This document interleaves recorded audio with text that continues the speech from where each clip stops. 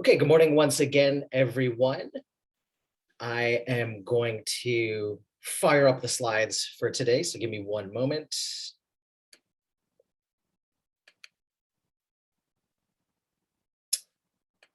And yes, everyone should be seeing the title slide about what is it like to be a bat. And this paper is a pretty famous one in contemporary philosophy of mind. Before diving into it, just kind of want to put it in context. This stretch of the semester, we've been talking about contemporary philosophers.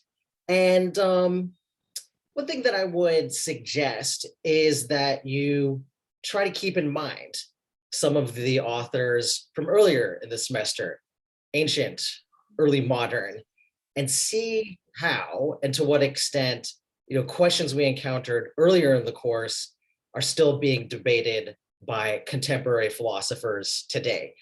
That, to my mind, as a graduate student in philosophy right now, is part of the fun of the whole enterprise, seeing how very ancient thinkers from hundreds, if not thousands of years ago, we're talking about oftentimes similar things to philosophers working today. And this particular reading, What Is It Like to Be a Bat, is a good example of one of the big areas that philosophers focus on today, philosophy of mind. And I'm just going to move to the next slide to share a few quotes to kind of set the tone for today's discussion and give some wider context for what Nagel is talking about. So could someone please, there's three quotes, they're a bit long, but could someone please kind of quickly read the first quote from Daniel Dennett, beginning with the phrase human consciousness? Human consciousness is just about the last surviving mystery. A mystery is a phenomenon that people don't know how to think about it yet. There have been other great mysteries, the mystery of the origin of the universe, the mysteries of time, space, and gravity. These were not just areas of scientific ignorance, but of bafflement and wonder. We do not yet have the final answers to any of the questions of cosmology and particle physics, but we do know how to think about them. With consciousness, however, we are still in a terrible muddle. Consciousness stands alone today as a topic that often leaves the most sophisticated thinkers tongue-tied and confused. Yeah, thank you for that, Nana. So this is from early on in a book by Daniel Dennett called Consciousness Explained. And I thought this quote nicely encapsulates the situation of contemporary philosophy in relation to consciousness. Granted, this is about 30 years ago, but this comment arguably to an extent applies today. It also reminds me of this famous quote from Socrates. It's on our syllabus. It came up on the first day of class. Philosophy begins in wonder. So I think this quote from Dennett, that quote from Socrates, kind of invite us to take a step back. And if we try to think about what consciousness is, it's a phrase that we use in conversation that you see all the time. But if you step back and try to think hard about it, it could emerge as something mysterious, something worth wondering about. This is why there's so much debate about it, arguably in philosophy today. The next quote from Wittgenstein, very famous 20th century analytic philosopher, wrote about many different things. Unfortunately, don't have him on the syllabus, but I thought he provides a good example of the kind of experience or sensation you can have when you take a step back and try to ask yourself what consciousness is. Could someone please quickly read this second quote? Sure. The feeling of an unbridgeable gap between consciousness and brain process, it is when I, for example, turn my attention in a particular way onto my own consciousness. And astonish, say this to myself. This is supposed to be produced by a process in the brain. Yeah, thank you, Matthew. So this was written in 1945, but by this point, biology, the other sciences are advanced enough that thoughtful people have a sense that the brain is what accounts for thought process. It's actually an idea that goes back much further than 1945. But here, Wittgenstein, to my mind, is highlighting that when you focus and actually try to come up with a physical account of what is going on with mental processes, it is somewhat wondrous, miraculous. So maybe before, I'll read the third quote myself, but before going to that and going to Nagel, anyone care to share their own thought about, what consciousness is? Like when you use it in a sentence, what is it that you mean?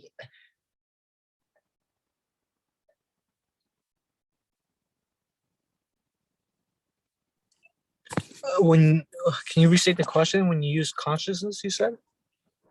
How do you define consciousness is the question. I guess consciousness would be like an alert state. So like when you say somebody's unconscious, they're not alert. And to like broadly define alert, it would be someone who knows what's going around them, like who's actively shifting to fit into the environment they're in. Yeah, I think that's I'll confess now, I don't have a firm set of views on consciousness. It's still something I'm studying and reading about myself. So I consider all these questions to be open-ended. But yeah, what you say makes a lot of sense to me. Consciousness does seem to involve some form of alertness, or I might use the term awareness. It seems like if you're in a state and not aware of it, you're not conscious of it. But then the question becomes, what does the word aware mean? What is the difference between that? And, looking at it maybe through this lens Wittgenstein is putting on the table, what would be the physical processes, if any, that go with alertness or awareness? Anyone else want to chime in before I move on?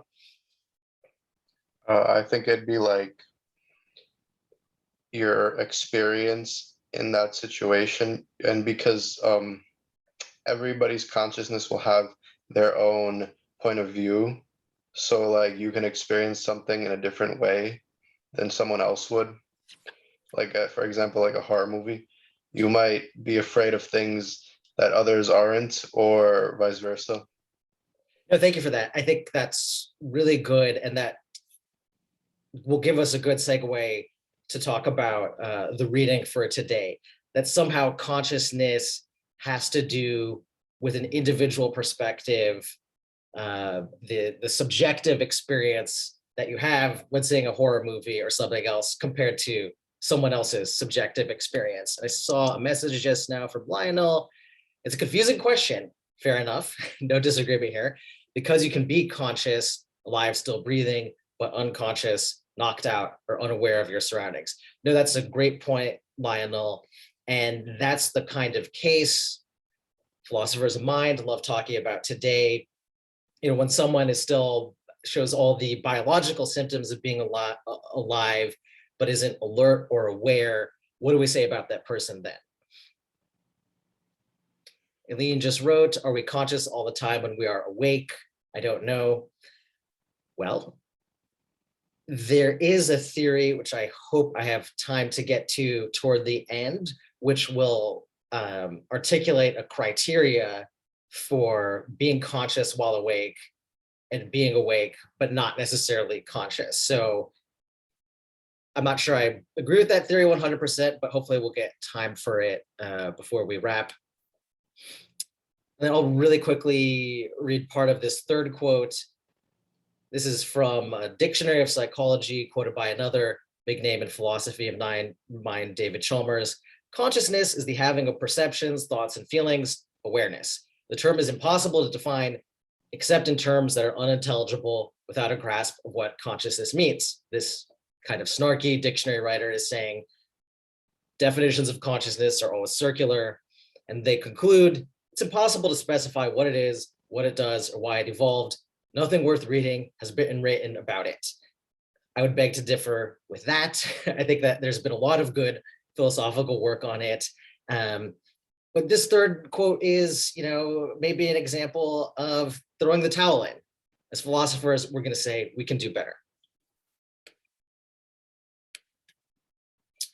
So this brings us to Nagel. And hopefully everyone got a chance to read the paper. I would say, it's definitely worth familiarizing yourself with, because, it was written in 1974. A lot on the topic has been written since then, but I think the author, Nagel, is viewed as playing a key role setting the terms for discussion in philosophy of mind today. Somehow, him focusing on this idea of what it is like to be a creature, to be in a certain state, has been a focal point for a lot of philosophers of mind. So before going into the kind of nitty gritty of the paper, I just want to give an overview of some of the key ideas in it. A big key distinction for Nagel is objectivity versus subjectivity. And it's the latter that poses challenges, problems, quandaries for a philosopher of mind. And the thrust of the paper is him arguing against what he calls reductionism. So what is reductionism? This is something that aspires to objectivity, holds that the mental can be reduced to the physical. Physical phenomena can explain everything that happens in mental life. So this is, I'm sure all or most of us have encountered this idea one way or in some way, shape, or form.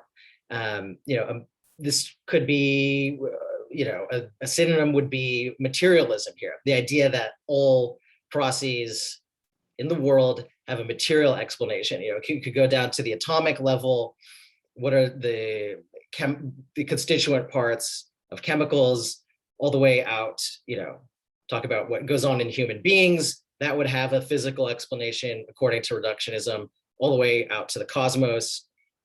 Characteristic examples, other characteristic examples would be, genes, heredity. Those can be reduced in a physicalist reductionist view to DNA.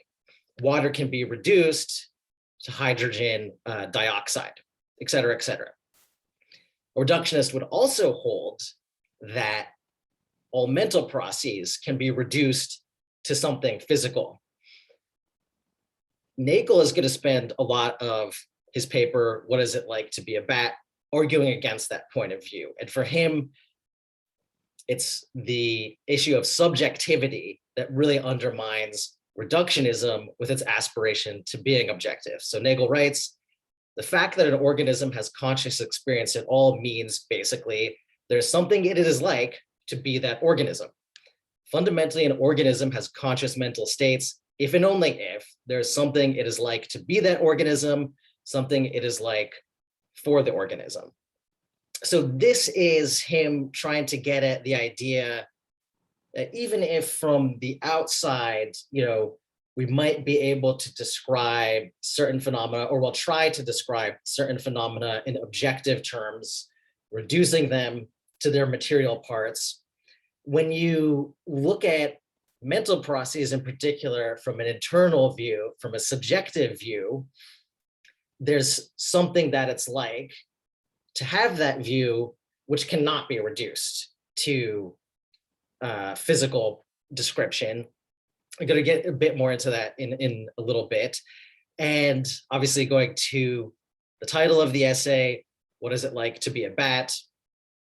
A bat for Nagel will dramatically illustrate the problem of being unable to know the subjective character of the experience of someone or something else.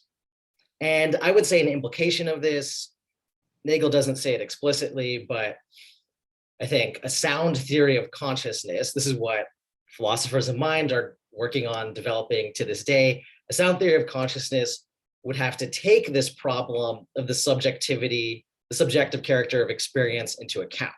So Nagel writes, it is useless to base the defense of materialism on any analysis of mental phenomena that fails to deal explicitly with their subjective character. So I want to say a bit more, excuse me, I dropped my phone. So I want to say a bit more about this distinction about objectivity versus subjectivity and how it ties into point of view. I think, let's looking at the photo on the right, we have 3 Spider-Men. Okay, there's Tom Holland, and I'm blanking on the names of the other 2. Are there any Spider-Man fans who can tell me who these other people are? Andrew Garfield, Tobey Maguire. Of course, Andrew Garfield and Tobey Maguire. Thank you, David. So each Spider-Man here has their own subjective experience. What it is like to be that Spider-Man, what it is like to be Tom Holland's Spider-Man, what it is like to be Tobey Maguire's Spider-Man, what it is like to be the guy in the middle Spider-Man.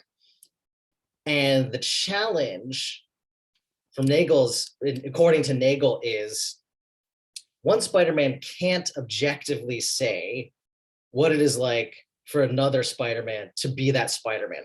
Somehow, for Spider-Man 1 knows exactly what it is like to be Spider-Man 1, but he can't know what it is like exactly to be Spider-Man 2 because he doesn't have access to that internal perspective of Spider-Man 2. So there's a correlation between this distinction, objective and subjective, and what Nagel calls third person versus first person's perspective. So the subjective character of experience for like Tobey Maguire is his first person point of view on how he interacts with the world. For Tobey Maguire, if he looks at Tom Holland, that is a third person perspective for him. And Tobey Maguire might try to be objective, might try to come up with the material, physical account, reduce everything Tom Holland does to the physical phenomena. But Nagel is arguing Tobey Maguire doesn't have, there's somehow, Tobey does not have access to the first person internal subjective experience of what it is like to be Tom Holland's Spider-Man. So there's something that will always be missing by an attempted third person objective reductionist account. So the way Nagel puts it is, there is a sense in which phenomenological facts are perfectly objective. One person can know or say of another what the quality of the other's experience is. However, they are subjective in the sense that even the subjective ascription of experience is possible only for someone sufficiently similar to the object of ascription to be able to adopt his point of view to understand the ascription in the first person as well as in the third, so to speak. So a bit of a modification to what I just said is we have 3 Spider-Men.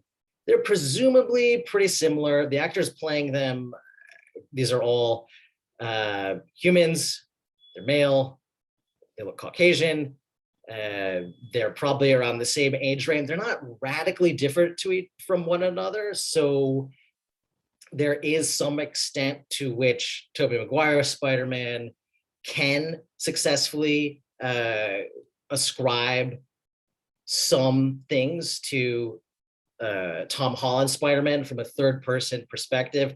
However, Nagel writes, the more different from oneself the other experiencer is, the less success one can expect with this enterprise. So that's the problem. Tobey Maguire's Spider-Man can't really get in the head of Tom Holland's Spider-Man. And, Nagel does go off on a bit of a digression, which I think is worth noting. So he's asking, what is objectivity? This is what the reductionist view that he does not like is claiming to achieve. And, objectivity, when I see that word, when I read any thinker purporting to be objective, that's like a pretty strong claim, right? You're objective, thorough, covered all the facts. But Nagel is asking us to kind of rethink the idea of objectivity and say, maybe it's not, this firm goal that can be reached. It'll be very hard to say you've given a fully objective third person account that has, no room to be, no holes in it. Nagel is saying instead, objectivity might be a direction in which the understanding can travel. It's almost like a process, something that builds up.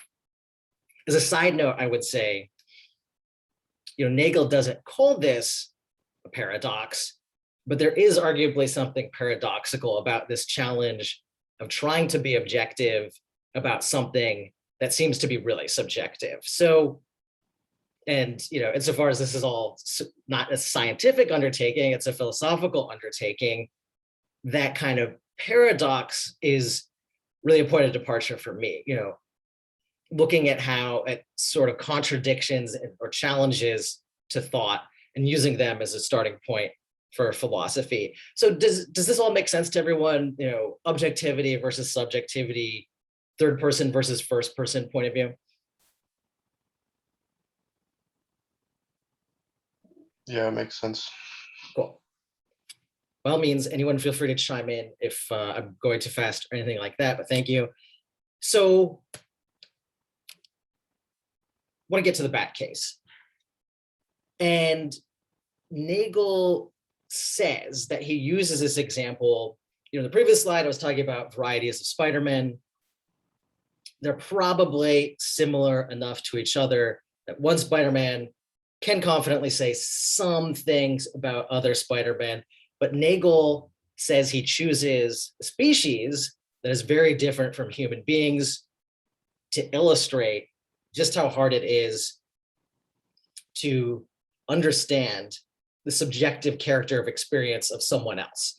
And he waxes a bit poetic. He's using biological terms, but he wants to draw everyone's attention to how different bats are from humans. He doesn't want to go too far down the phylogenetic chain because some people would deny that bees, worms, whatever don't have experience. Seems everyone can agree bats are something that do have experience, but it's something that's hugely different from humans. So for one, bats are basically blind. They navigate the world, they perceive things by using sonar. A bat emits a high piercing shriek. They use the echo to determine where they are in space. It's a wonder of science. They also, of course, fly and are nocturnal. Pretty different from human beings. So Nagel asks, how could you possibly know what it is like to be a bat? The humans have spent a lot of time studying bat biology. There's some sense of how they grow, from an embryo, how their wings move, even how sonar moves. And I think sonar is the really big comparison for Nagel. Like, we use our eyes, bats use sonar. How could we possibly conceive what it is like to navigate the world through sonar? So he writes, it will not help to try to imagine that one has webbing on one's arms, which enables one to fly around at dusk and dawn, catching insects in one's mouth, that one has very poor vision and perceives the surrounding world by a system of reflected high-frequency sound signals, and that one spends the day hanging upside down by one's feet in an attic. Insofar as I can imagine this, which is not very, very far, it tells me only what it would be like for me to behave as a bat behaves. But that is not the question. I want to know what it is like for a bat to be a bat. And if I try to imagine this, I am restricted to the resources of my own mind, and those resources are inadequate to the task. So yeah, this is really the crux of the paper.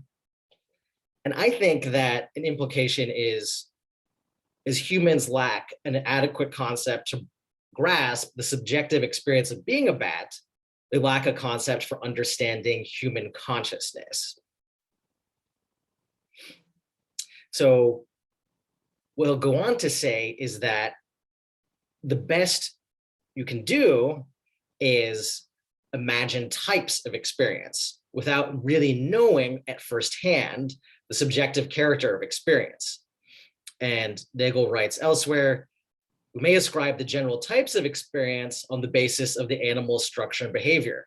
Thus, we would describe bat sonar as a form of 3D forward perception. We believe that bats feel some versions of pain, fear, hunger, and lust, and that they have other more familiar types of perception besides sonar. But we believe that these experiences also have, in each case, a specific subjective character, which it is beyond our ability to conceive. So again, this idea that the best we can do is understand types of experience without being able to grasp that first person subjective experience of being a bat. And that, of course, means reductionism won't work. You know, a biologist or maybe other philosophers might try to reduce the experience of being a bat to, you know, understanding in detail what it's like to have, or the process of echolocation through sonar, the process of flying at night, et cetera, et cetera. But Nagel is trying to show that that won't work. So Nagel says that this has implications for the mind-body problem. So before I say anything about what Nagel said, I want to go back to a few weeks when we were talking about Descartes. Can anyone recap? We were talking about this a little bit last week too, but can anyone recap the mind-body distinction for Descartes and maybe what some of the implications of that were?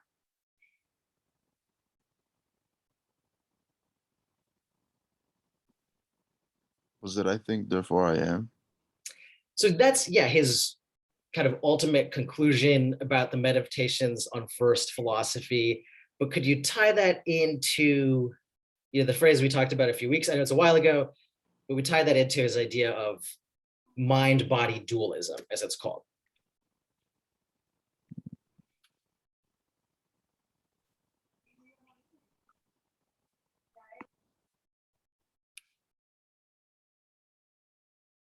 I mean, I could go ahead and do it. So thank you, Lionel, for bringing back up Descartes' famous assertion / conclusion, I think, therefore I am. What immediately followed from that for Descartes was his conclusion that he was primarily a thinking being. Further in the Meditations, he undergoes this process trying to figure out, you know, after establishing he's a thinking being, what else can he assert about reality? So some things can be asserted about bodies, some things can't be, but he arrives at this sharp non-bridge distinction between mind and body and posits that they're distinct, that, you know, so there's some way that the body conveys sensations to the mind, but the mind is fundamentally a separate thing from the body. And he has a very particular argument for that, you know, going back to his kind of theology. He says everything he vividly and clearly understands.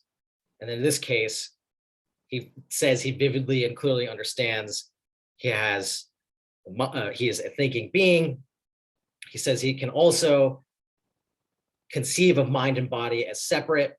He says anything he vividly and clearly understands can be created by God to correspond to that understanding. So that's kind of his proof of mind and body being distinct, which is very different from arguably a consensus in philosophy of mind today, where a lot of thinkers want to say there's no difference between mind and body. Of course, all mental processes can be reduced to having a brain, or to what goes on in your brain.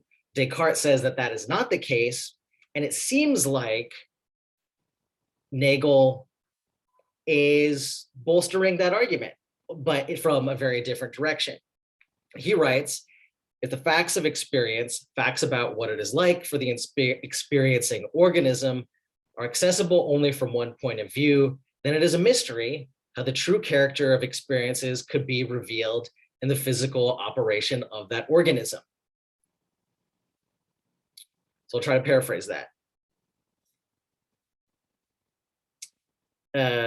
I know what my first person experiences are. I don't know what someone else's first person experiences are, the subjective character of their experience.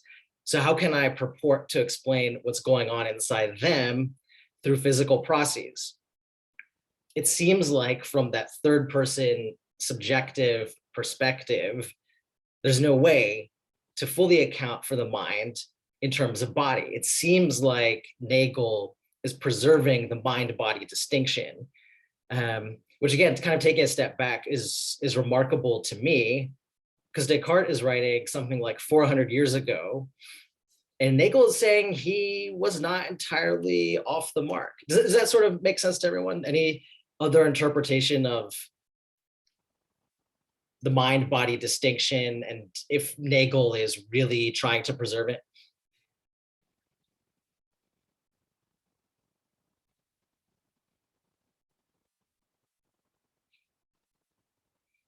Here's another way of reading Nagel. Because he doesn't explicitly say mind and body are distinct. He's arguing that if you want to say they're the same thing, humans don't yet have an adequate physical concept for explaining that.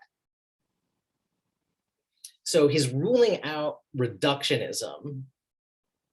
He's saying not everything is reducible in objective terms, but he hasn't gone so far as to say they're not ultimately a physical account for mental processes. What he's saying is that the current state of philosophy and science lack an adequate concept for that. So that's really, we've really reached the thrust of what Nagel was talking about, his kind of refutation of reductionism and his statement that, people basically lack an adequate concept for understanding the subjective character of experience. And then, but he goes a little bit further into his analysis of what is wrong with current physical concepts for understanding mental ones. And I want to pause now to dive into this a bit more. And I think it is just a good example of a contemporary, very rigorous philosophical method.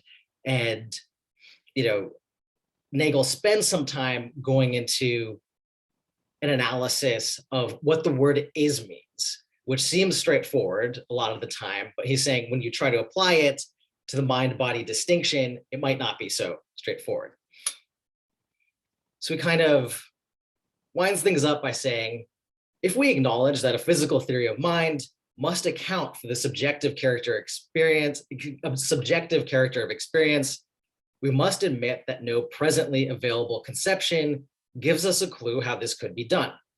The problem is unique.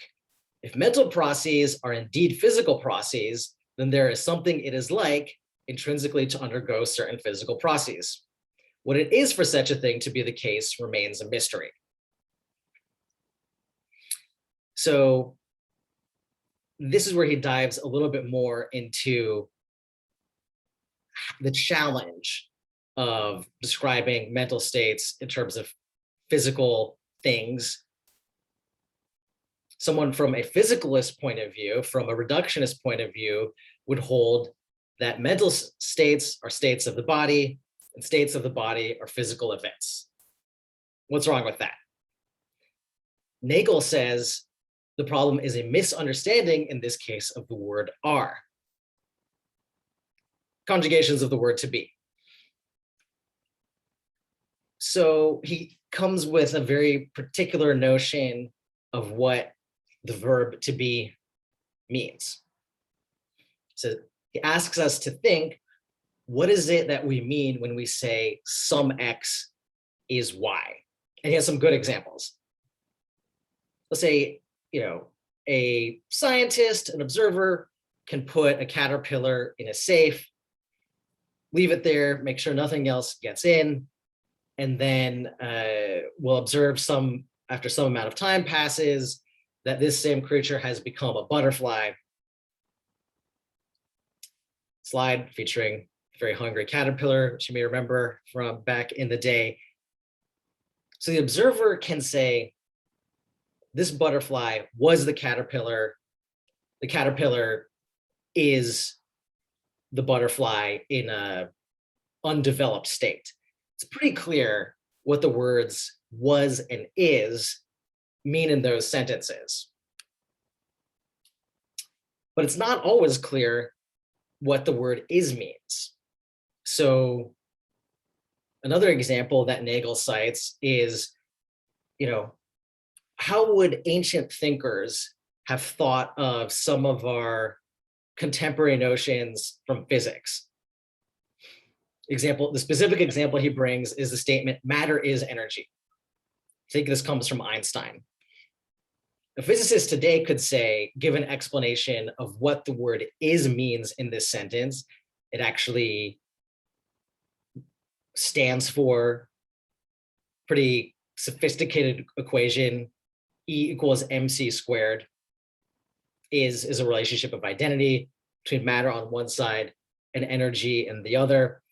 But if you said this to an ancient thinker, Nagel is talking about the pre-Socratics, people who practiced philosophy before Socrates had his heyday.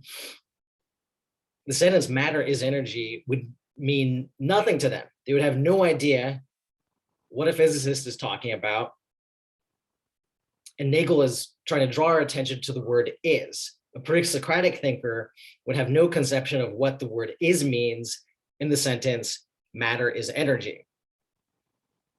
So he's saying something similar applies when a reductionist tries to say something like a mental state is a physical event. You might think you know what a mental state is. You might think you know what a physical state is. But if you try to connect those things with the word is, with an objective third-person understanding, that's where things fall apart. Nagel is saying it's not clear what the word is means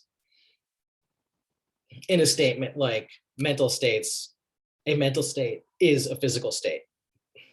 Does that kind of make sense to everyone? Any questions at this point?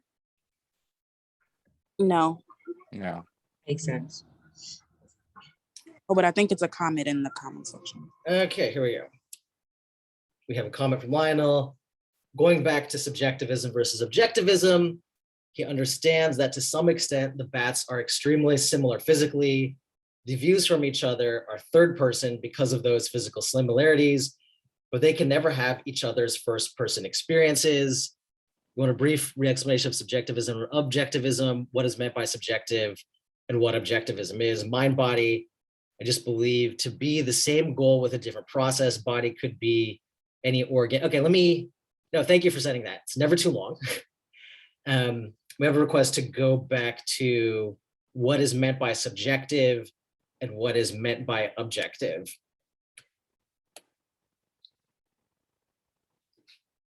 So the way Nagel understands it is the subjective character of experience is what it is like, not just to have a specific experience, not what it is like to drink cold coffee, because that's something lots of people can have. But he's interested in what it is like to be, the totality of the experience. In the case, I'm talking from my own first person point of view, my particular experience and all the sensations and awareness of it that occur when I have a cup of cold coffee, and it would go beyond, I think a preliminary to understanding that would be, okay, my mouth is dry right now. I've drank too much coffee this morning already, and I have years and years of experience as a coffee drinker. So presumably I have particular tastes and likes and dislikes. If it's decaf, I'll know right away and I will hate it. If it's caffeine with the beans I bought from Whole Foods, this will be pleasant to me. That would be a beginning of what makes me drinking a cup of cold coffee a subjectively different experience than if anyone else drinks a cup of cold coffee. Just on the surface level, I think Nagel would agree, we bring a range of different experiences to the table, and therefore these different experiences that we undergo affect each other differently. But he's interested not only in, I think, the sensory processes that happen, when you do something like take a sip of a cold cup of coffee. He wants to know the totality of what you're undergoing when that happens. And that can be described in an outside way, but ultimately it's only from the inside, from this first person subjective perspective, that I will know what it's like for me, Shant Sharagian, to take a sip of cold coffee. Did that make sense? Yeah. Okay, thanks. So yeah, no, Lionel wrote, subjective would not be the action of drinking the coffee, but the internal senses.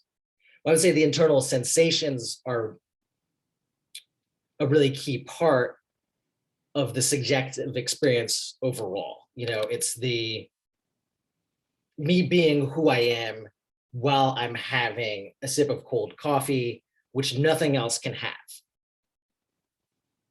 And so bringing this back to the opposite of subjective, I am the only person who I think can know what it's like for me to take a sip of cold coffee. Other people, other human beings, can probably do a pretty good job of describing my first person experience from an outside, from a third person perspective. But the problem is, and they could try to come up with something objective to say about my subjective experience. But as good a descriptive job as that is, I think Nagel is saying, there's no way for someone from a third person outside point of view to be able to reduce everything going on with me when I have this unique Shant style experience of taking a sip of cold coffee to all the physical processes that are going on. I would be the only person who has access to what it is like to be me while drinking a sip of cold coffee. The issue is more that distinction between subjective and objective is much more pronounced with his BAT example, which, he says it's possible kind of to imagine what it would be like if you grew wings, started flying around, and were blind. You could blindfold yourself if you really want. You could try to imagine what it would be like to navigate the world through sonar instead of vision. But he's saying, even if you do all these kind of tricks to understand what it's like to be a bat, you'll never really have that the same subjective character of experience that the bat itself does. And that for him is what undermines reductionism. And I may have jumbled it a little bit, but he's saying physicalism, accounting for everything, including mental processes in terms of physical terms, might not be false. But he's saying at this stage, there's a lack of concepts for physically understanding the subjective character of someone else's experience. So maybe we can talk about that a bit more when we break into groups. And let's see how we're doing on time. So yeah, after Nagel outlines this challenge, this kind of hole in philosophy of mind and its ability to reduce things to totally physical explanations, he tries to come up with a way forward. And he describes these as his speculation on how to achieve that. So can someone read this quote? I can read it. Please. At present, we are completely unequipped to think about the subjective character of experience without relying on the imagination, without taking up the point of view of the experiential subject. This should be regarded as a challenge to form new concepts and devise a new method, an objective, an objective phenomenology, not dependent on empathy or the imagination. One might try, for example, to develop concepts that could be used to explain to a person blind from birth what it is like to see. One would reach a blank wall eventually, but it should be possible to devise a method of expressing in objective terms much more than we can at present, and with much greater precision. Structural features of perception might be more accessible to objective description, even though something would be left out. Yeah, so thanks for that. So what is he saying here? After concluding that right now there's no way to reduce the phenomena, including what is it like to be something in physical terms, he's saying it's at least hypothetically not impossible. What philosophers, maybe in partnership with scientists, have to do is come up with new concepts to try to grasp what it is like for something to be what it is. And he describes this as kind of objective phenomenology as his term. We've encountered this phrase before. I think the working definition of phenomenology would be an account, a study of the things there are in the world, the things we touch and feel, that we see and smell. He wants to extend that to mental processes, the things that transpire in the mind, and try to somehow come up with a way where you can have an objective phenomenology, an objective account of mental processes that's not just dependent on the imagination. It doesn't say what that is. So going back quickly to the Spider-Man slide, yes, right now, Tom Holland can, through an act of imagination, get a sense of what it's like to be Tobey Maguire Spider-Man here. But that's an imagination, that's an imaginative act. That's arguably conjectural. It's not really objective. And even though Nagel is skeptical of the possibility of someone in Tom Holland's shoes to be able to attain an objective understanding of what's going on in Tobey Maguire's shoes, he's just kind of sketching.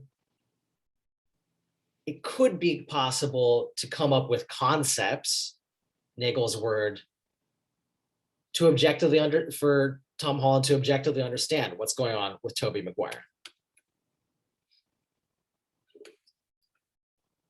So I want to say one other thing before going into groups for a minute. In this paper, Nagel is basically spelling out the problem, spelling out the challenge for philosophy of mind, which is trying to understand the subjective character of experience. I just want to mention, there's another paper where he does try to come up with an answer to this challenge. He writes that mental states are caused by non-physical events. He calls those proto-mental properties.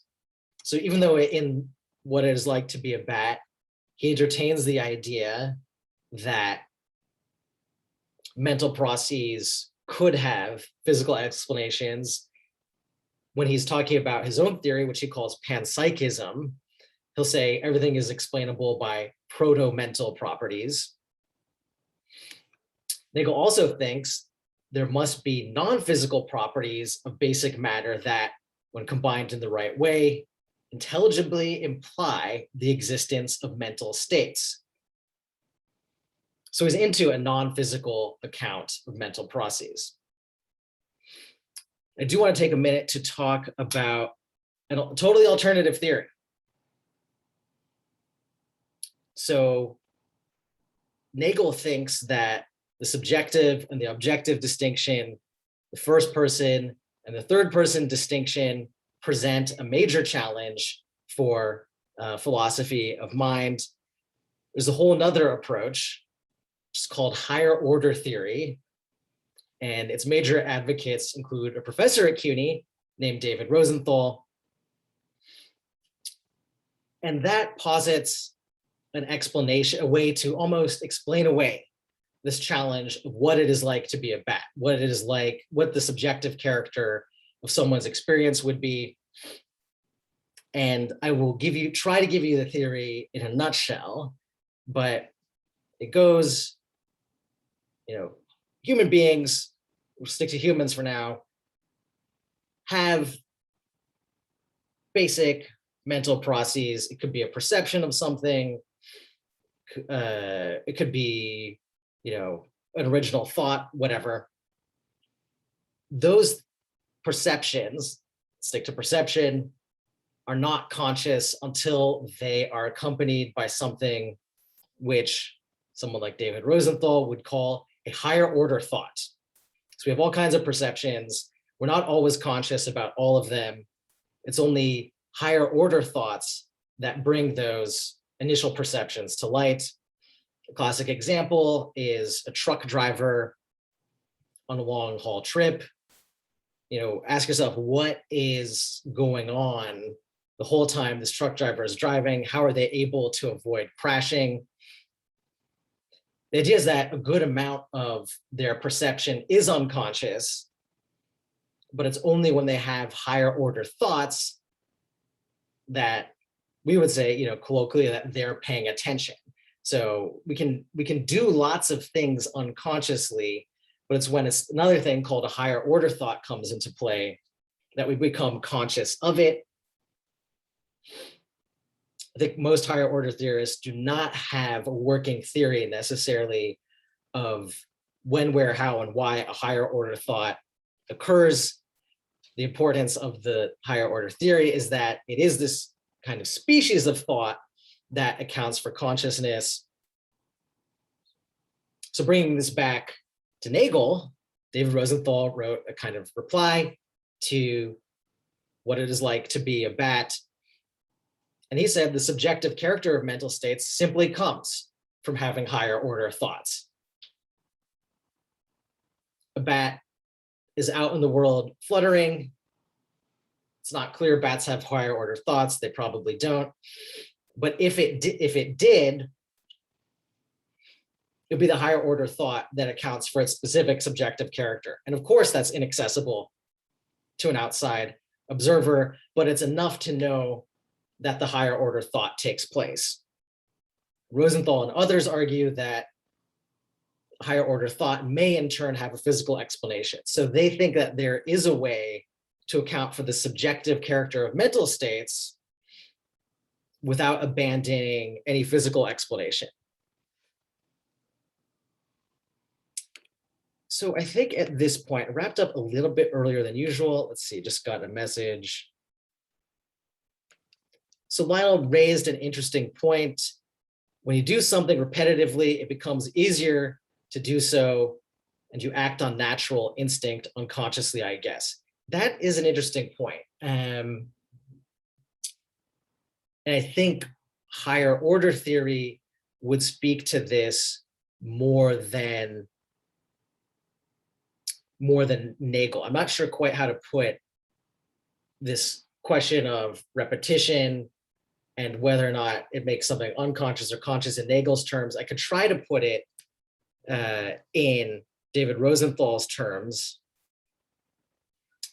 And using the latter, I would say, when you first learn a skill, it requires a lot of conscious effort. There are higher order thoughts going on, but once you have nailed it down, there's a sense in which it becomes unconscious. You know it like second nature would be the colloquial way of putting it. So it may be the case that once you do something repetitively and it becomes easier, higher order thoughts are not playing a role. But that, to me, it's a very interesting question, but it's an open-ended one.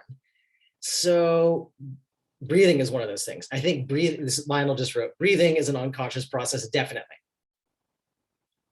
The breathing example, to my mind, does lend itself more to Nagel's perspective. I think breathing, most everyone would agree, is unconscious. But for Nagel, the challenge is knowing what it is like for a bat to breathe, what is it like for me to breathe, what is it like for you to breathe.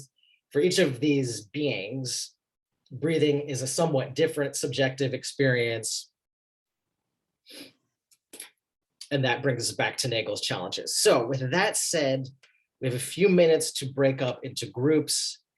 I'm curious, how at this stage, I heard a few definitions of consciousness at the beginning. How at this stage do you define consciousness? And just tell me, what do you tell each other? What do you know about it? And what questions do you still have? Discuss the difference between subjectivity and objectivity as they relate to consciousness. Do you agree or disagree with Nagel that we currently lack the concepts for an objective description of the subjective nature of consciousness? And if mind and body are distinct, what follows from that? Think back to what Descartes said. And I'm curious, what do you think Nagel would say about proving one exists, or the question of whether the mind can live on after bodily death? Quintessentially Cartesian questions. I'm going to stop share and break us up into groups.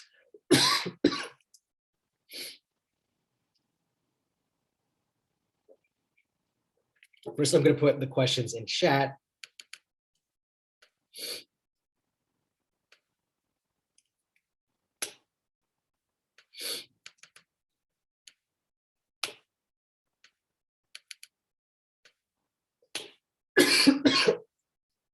So we have 25 participants. I'll break us up into 4 groups. I'll break up into 6 groups of 4. And yeah, let's take a few minutes. Let's take a few minutes and then hopefully have time to go over a little bit of what you discuss with each other. So breakout rooms starting now.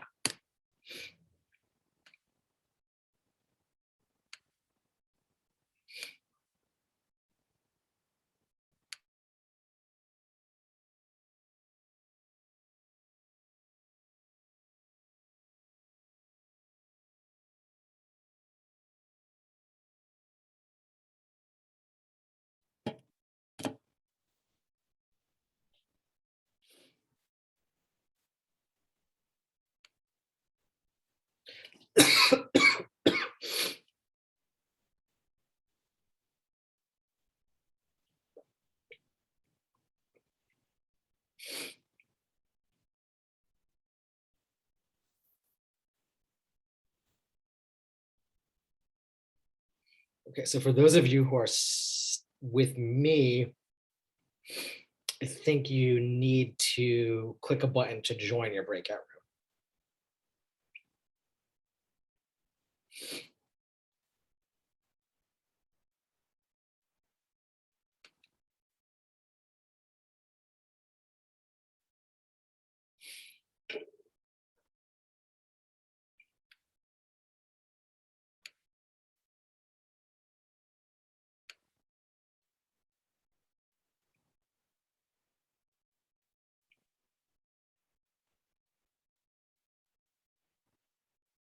Okay, so Hatem, Haoxiang, and Annika, I think you still need to click join to get into your room.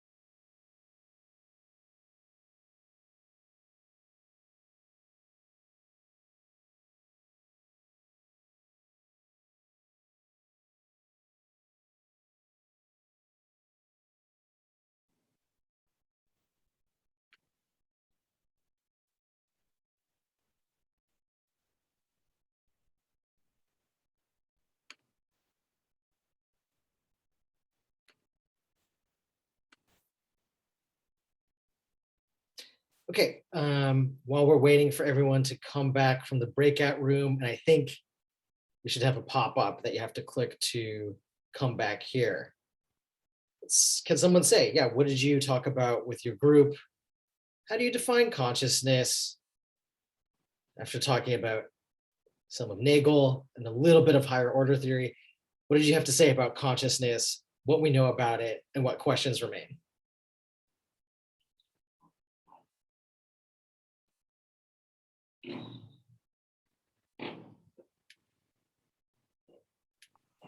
I just think that consciousness is to remain undefinable.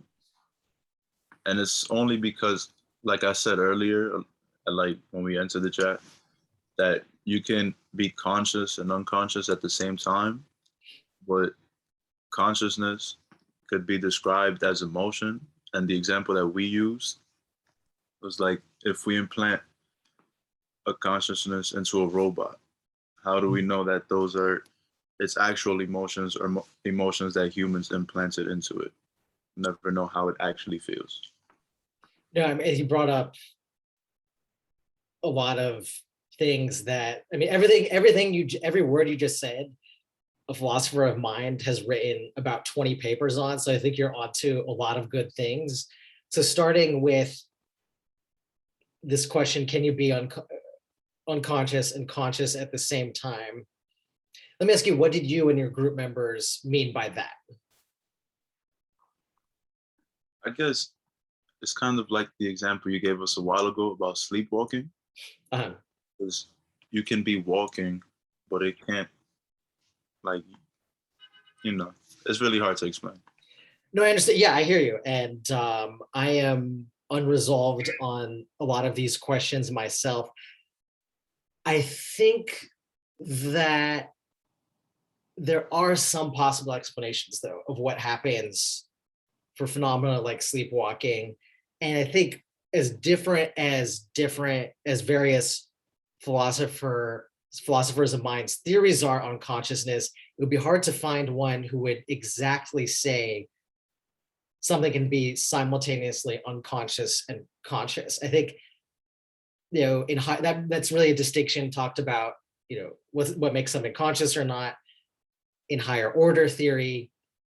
What I'm saying at the very end, there can be plenty of processes that we're essentially unaware of that effectively do take place unconsciously. The classic example is blind sight, seeing things on the periphery of your vision without being aware that you saw them. There's evidence that you did see them, even if you aren't aware of them. And in that case, the difference between consciousness and not is the presence of what a higher order theorist terms a higher order thought. So I guess I just want to point out that you raised a lot of interesting questions, but there are some theories that would try to, if not perfectly define consciousness, explain the difference between consciousness and unconsciousness.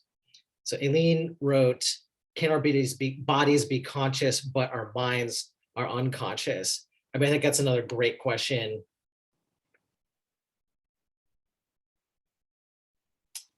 And I don't know the answer.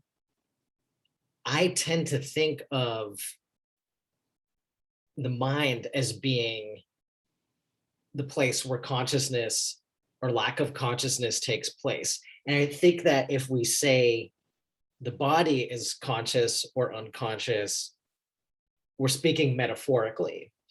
The way that metaphor might work, in my opinion, and again, I'll go back, we're talking more about higher order theory now than about the Nagel paper, but in a higher order theory view, the body might metaphorically be conscious, and that a person is doing things and performing functions without being mentally conscious of them until they have what's termed a higher order thought that makes them conscious. So I think, so go back to your question, Aileen, I would think that on a higher order theory reading, bodies can metaphorically be conscious and the mind would be actually unconscious. And it's only when higher order thoughts come into play that the metaphorically conscious bodily actions become mentally conscious, if that makes sense. And let me know if it doesn't. Can I add on to like the way I think of consciousness also, like it just popped in my mind. It's like I think as a society we all or as a society we want individuals to be conscious at all times. Our laws are based on actions conscious people do. Most of any crime you do, you can never. There's like it's hard to say I was unconscious. My body was conscious, but my mind was unconscious. Like as a society, we tie both of them together. Yeah, no, I think that's a great point. In the legal system, intentional manslaughter versus unintentional manslaughter is a huge deal. It can make a difference between a medium prison sentence and a life sentence for people. So, it's fascinating to me. And yeah, I'm glad you brought up how consciousness can have, real world, in a sense, political consequences. Like, I think if you're in a courtroom, it's completely possible, in the history of US courts, someone has cited Thomas Nagel, but they might not be going into this level of detail. But no, I think that that's a beautiful example of how this question of consciousness can inform, evaluations of actions, including crimes.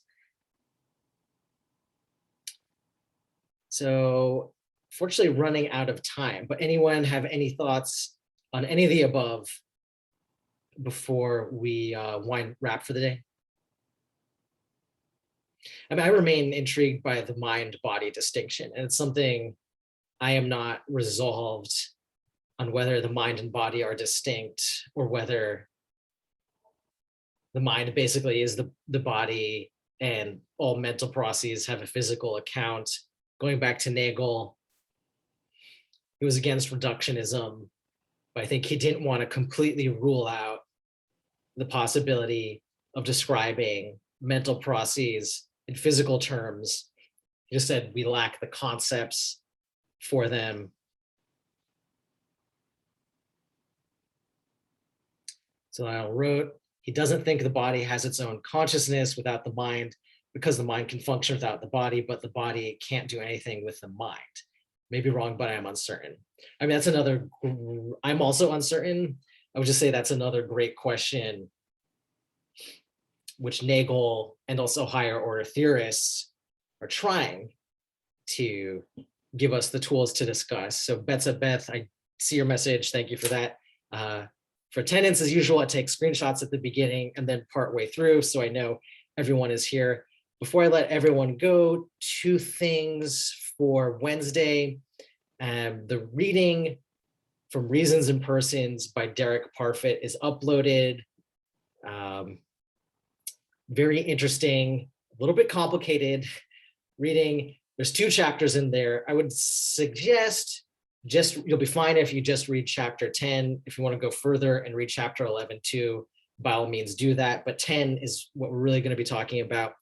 Also, I will ask you, a lot of you have already been doing this, but for next Wednesday, if you could bring your laptop, or I think a phone would work too, because I want to spend a few minutes at the beginning of class doing a course evaluation, because Wednesday, believe it or not, is our second to last in-person class. And for our last class, we're doing a quiz. So I'm going to ask to spend a few minutes at the start of class next week doing a course evaluation, which I will appreciate. So next week, Wednesday, bring in laptops? No, I'm sorry, Miss. This coming Wednesday. This Wednesday, bring in laptops. Yes, please. Got it. Yeah, thank you. So yeah, I think that's a wrap for today. And thank you as always, everyone. I will look forward to seeing you Wednesday. Professor, Yes. when are you going to get back to us about